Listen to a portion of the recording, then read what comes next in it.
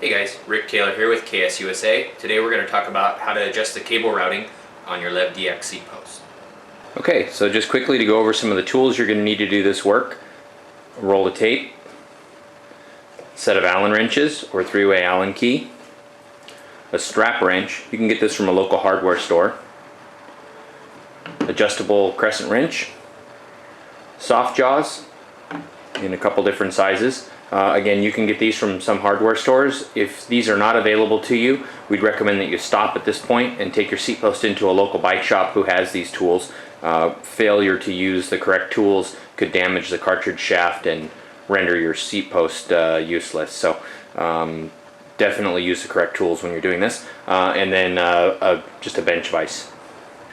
Okay, so the first thing we want to do is go ahead and set the seat post in the bike. And what we want to do is make sure that the clamp for the saddle is pointing forward, but at the same time we'd like to make sure that our cable orientation is where it matches up with the cable on the frame.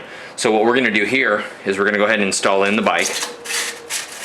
And you can see our cable routing is here. So probably in this area would be a good spot so that the cable routes cleanly. So what we'll do is just take a piece of masking tape and mark the mast of the seat post with the tape aligned with what we want to be the front of our seat post when we get everything all set up.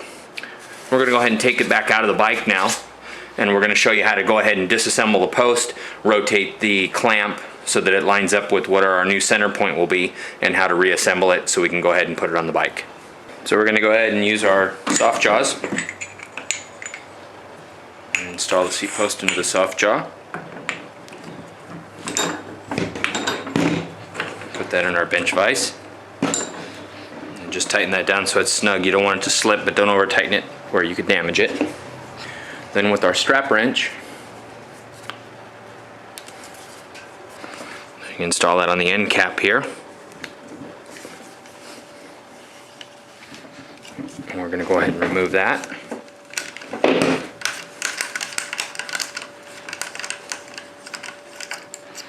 Go ahead and set the end cap aside. Now the next thing, you'd make sure that you don't push on the shaft at this point because you could damage your cable here. What you want to do is compress that.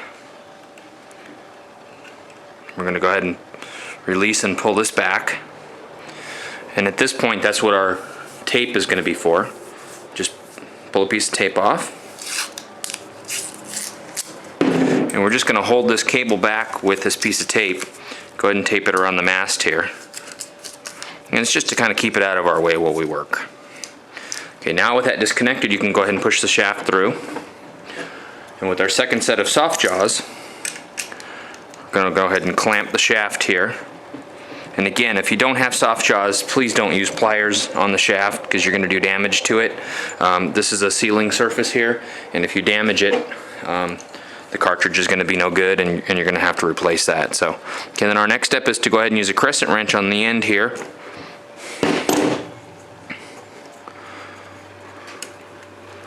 I'm going to take off the actuator. So there's an actuator assembly, there's a piston, and there's a push rod. So go ahead and take all three of those out. Now also pay attention when you take this out. There's a long end and a short end. The long end is going to stick out towards the actuator side, so just remember that when you go to put this back together. Then we're going to take out the bottom out bumper. Go ahead and release the soft jaws. And then our next step is to undo the collar. The collar generally should just be hand tight, so you can just unthread this by hand. If it is tighter than hand tight, you can just go ahead and use your strap wrench, put it on there and break that loose. Again, I wouldn't recommend using channel locks or pliers here because you're going to damage the surface of this.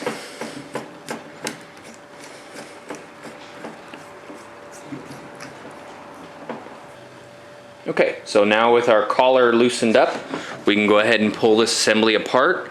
And be careful because as you pull this out, there's going to be 3 copper bearings in here that you don't want to lose. And so they're a long cylindrical bearing, and you can see them here. And just gently pull that out, and we can go ahead and set that down for now. Our next step is going to be to go ahead and pull the shaft out of the vise.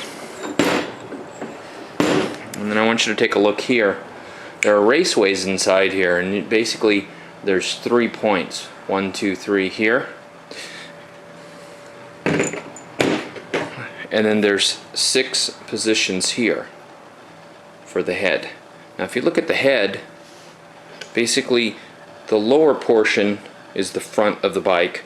If you're not sure, look on the back, there's a KS marking. That's the part that goes to the back of the bike. So basically what you want to try to do here is, this is a position that we marked earlier that's going to be for the front. So we look down the raceway here and line up one of these points, and then we go ahead and take the upper assembly and look. So it looks like to have that point forward, this position is going to be best, because now the front of the head lines up with that mark that we made. If it didn't line up, you can just take these bearings out and move them over one spot, and that'll give you a little bit more fine tuning. So now what you want to do is, we're going to go ahead and install that in, and you want to make sure all 3 of these line up at the same time, and then gently slide them in. If you feel resistance, stop, pull it back out, and recheck it, because probably what's happened is that bearing has popped out of the slot and it's hanging up, and you don't want that to happen. You don't want to damage the bearing. So then go ahead and just slide it back through. Once you get that back together and it looks good and you know that you got that lined up properly, the next step is to go ahead and put it back in the soft jaws and go ahead and reinsert it into the vise. Again, take your time, don't over tighten this, you don't want to damage the mast. So basically the reassembly is just a reverse of disassembly. So we're going to put the bottom out bumper on. You're going to put the push rod in. Remember, the long side goes out. And then our actuator assembly goes on.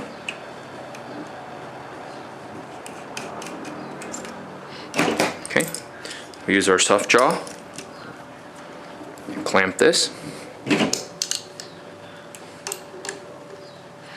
and then we just want to snug this up. Don't over tighten it. About 3 or 4 Newton meters is all the torque you need on that to hold that in place. And our next step is, we're going to rotate this so that the pulley lines up here. We can go ahead and take this tape off now and pull that back. I'm going to go ahead and push that down in place. Make sure that the Kevlar line isn't caught by this end cap here. That's going to go over the roller. Go ahead and compress it. Got to rotate that coupler a little bit to get it to go around the actuator arm, and then let it roll into place. Make sure the cable is lined up in the center. There's a slot for that cable to run. Make sure that's lined up. Okay, our next step is to make sure that this is seated properly.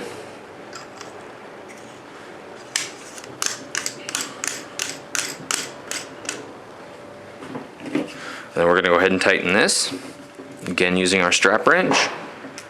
And you also don't need to over torque this. Probably 6 to 8 Newton meters is plenty to keep that tight. And now we're going to go ahead and pull it out and install it in our bike.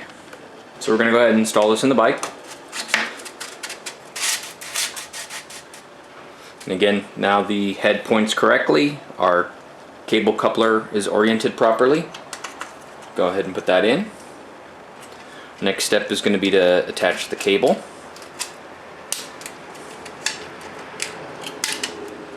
So our last step is going to be to compress the seat post down and tighten the collar. The reason we want to do that is you want to purge out the air from between the outer mast and the stanchion. That just needs to be hand tight. And go ahead and test your function. Put your cap on, install your saddle, and you're good to go.